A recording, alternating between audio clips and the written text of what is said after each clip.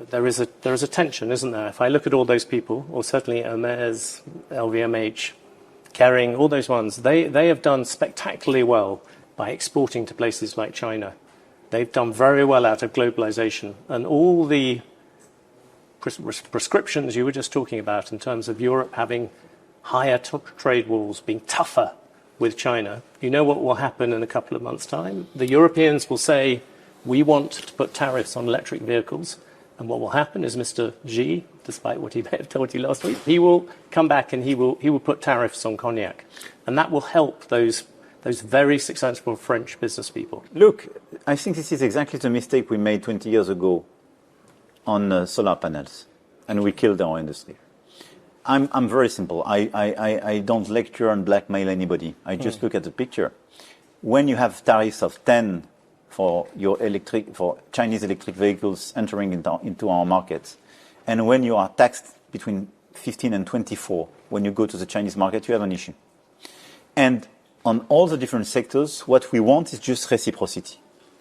We want, and in fact, more than that, more just than regarding the relation with China, level playing field. So what we ask for is exactly that. We want to be sure that in terms of tariffs, subsidies, rules of production, we have a fair competition.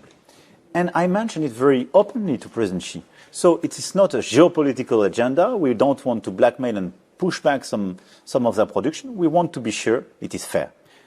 It's fair to launch precisely inquiries and look in details at the situation and revise it. If we are weak, if we are threatened by the fact that you can have retortion measures, you just don't do what you have to do. We had this discussion, and this is why they decided not to implement the first measures on cognac, but to withdraw the first one. So I think it's a normal approach, but look at the situation today. The European Union is the most open place of the world. But you cannot survive if at the same time you have subsidies and overcapacities in China and protection in some part of the market, and Inflation Reduction Act and Buy American Act in the US. It doesn't fly 1 second. So Europe has got to get tougher now. But this is a necessity, not because we are protectionists, but just because we want to protect our economy. The Germans do not agree with you about a lot of this. I think it depends whom in Germany and for which perspective.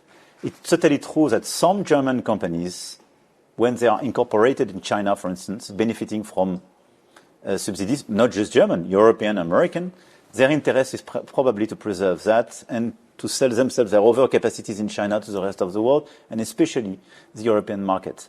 But the German economy's interest is totally aligned with the French economy's interests, meaning creating jobs, creating value, but just protecting your business and your people when they are attacked by unfair measures.